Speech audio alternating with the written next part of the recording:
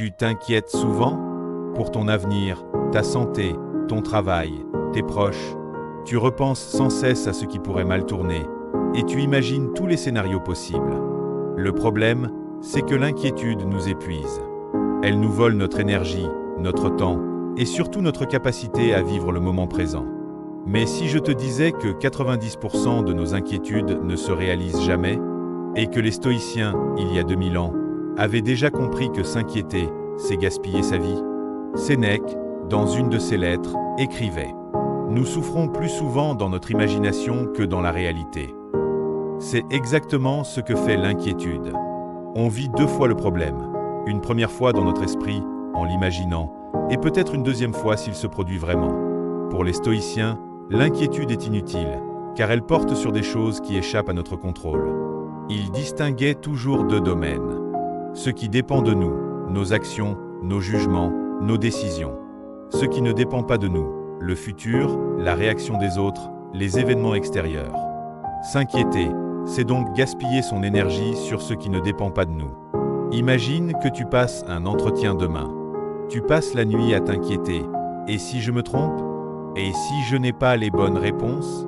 Et si je rate ma chance? Résultat, tu dors mal, tu arrives fatigué, et tu rends l'échec plus probable. Ce qui t'a affaibli, ce n'est pas l'entretien lui-même, mais tes pensées la veille. Marc Aurèle, empereur de Rome, avait des responsabilités immenses. Guerre, famine, trahison. Et pourtant, il écrivait dans ses pensées pour moi-même.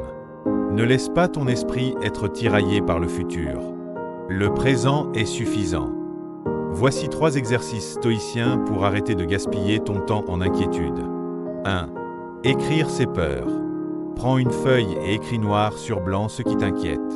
Souvent, le simple fait de l'extérioriser te montre que c'est moins grave que tu ne l'imaginais. 2. La question clé, est-ce que cela dépend de moi? Si oui, passe à l'action. Sinon, arrête d'y penser, car ton inquiétude ne changera rien. 3. La préméditatio malorum. Les stoïciens s'entraînaient à imaginer le pire scénario, mais de manière rationnelle.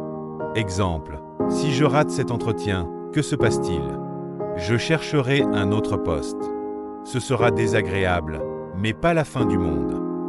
Quand tu regardes le pire en face, il devient beaucoup moins effrayant. Prenons une inquiétude moderne, attendre les résultats d'un examen médical. Ton esprit s'emballe, tu imagines tous les pires scénarios.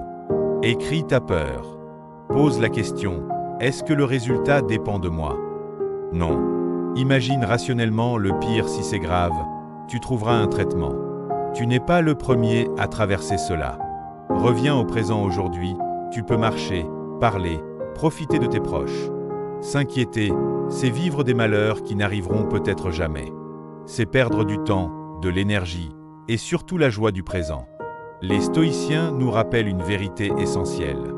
Tu ne peux pas contrôler l'avenir, mais tu peux contrôler ton esprit, ici et maintenant. Alors, la prochaine fois que tu t'inquiètes, rappelle-toi. Soit tu peux agir, et dans ce cas agis. Soit tu ne peux pas agir, et dans ce cas ton inquiétude ne sert à rien. Et toi, quelle est ton inquiétude principale en ce moment? Essaie d'appliquer cette méthode stoïcienne et partage ton expérience en commentaire. Abonne-toi pour d'autres vidéos pratiques sur le stoïcisme et la philosophie de vie.